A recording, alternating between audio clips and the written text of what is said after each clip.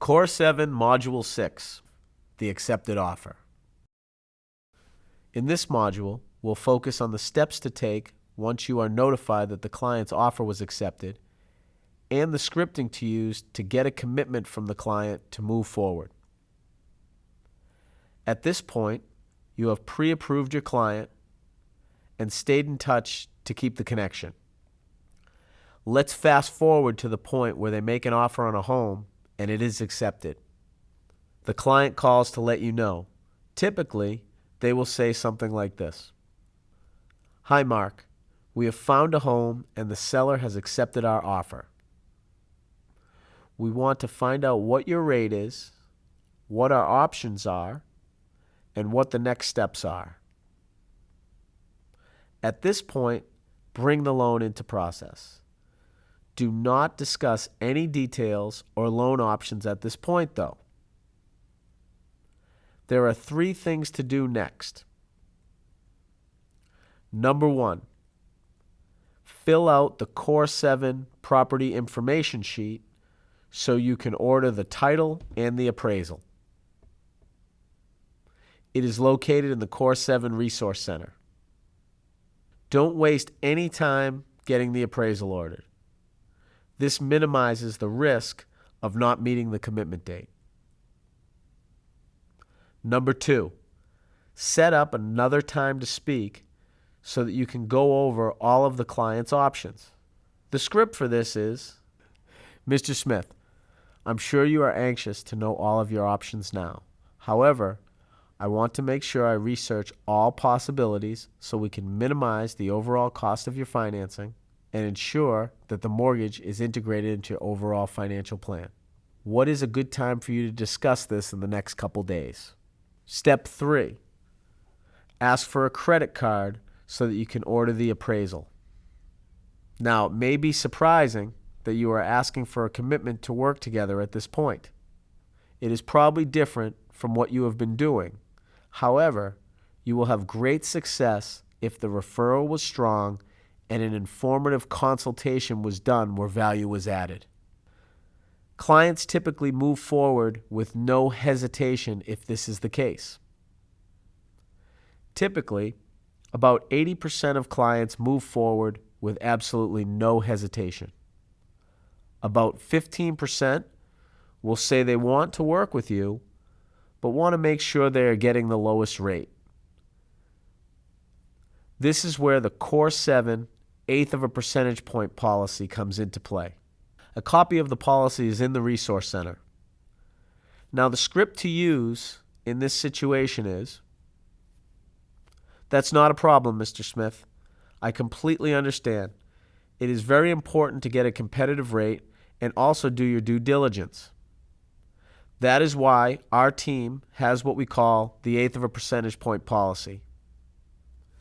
It allows you to move forward with us to make sure we meet your important contingency dates and also do your due diligence to make sure you receive a competitive rate.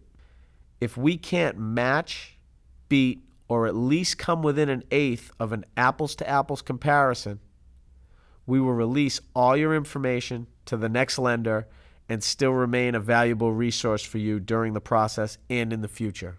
Is that fair? Most of the time, clients move forward after hearing the policy. As a side note, many of my referral sources actually explain the 1/8 of a percent policy up front in the buyer presentation because it is a powerful way to add value. They understand that rates change every day and are very difficult to follow. They also realize that keeping their clients moving forward with the process is very important and to their benefit. Now, if you sense the client is not comfortable, explain what 1/8 of a percent actually costs in concrete terms. For example, using a $300,000 loan, explain that an 1/8 of a percent is about a $12 per month difference in payment after taxes. It is usually a big surprise to the client that every 1/8 of a percent equals approximately $3 to $4 per week, depending on their tax bracket. Clients always think it's much more. If you have given great advice and added value, clients will not leave you for a different lender over the cost of a cup of coffee. When the client agrees to move forward with your process, send them a copy of the 1/8% policy in writing. It is located in the Core 7 Resource Center. Now, this is not an official document, so let the client know it is based on integrity and is not legally binding.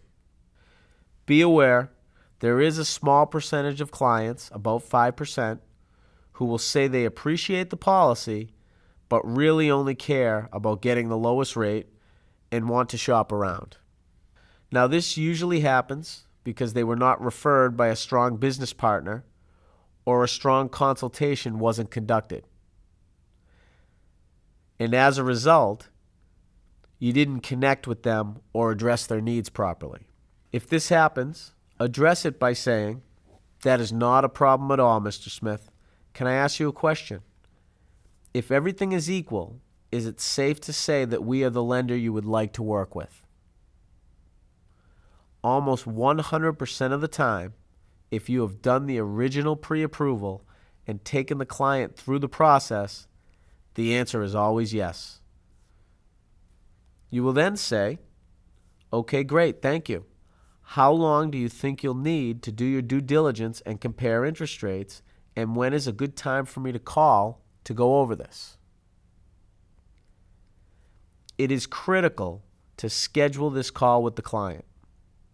This way, you aren't sitting around waiting for their decision. You are free to focus on other action steps like prospecting, adding value to your clients, and executing your Core 7 system. If this system is followed consistently, the vast majority of clients will respect your process and appreciate the value they receive. Now, at this point, before you review loan options with the client, send them the rate movement article, which is located in the Resource Center. It explains what makes rates move and how the mortgage-backed securities market works. It is a phenomenal tool to educate clients about the market's complexity and the volatility of interest rates. Also, send the Core 7 disclosure article, which is also located in the Resource Center.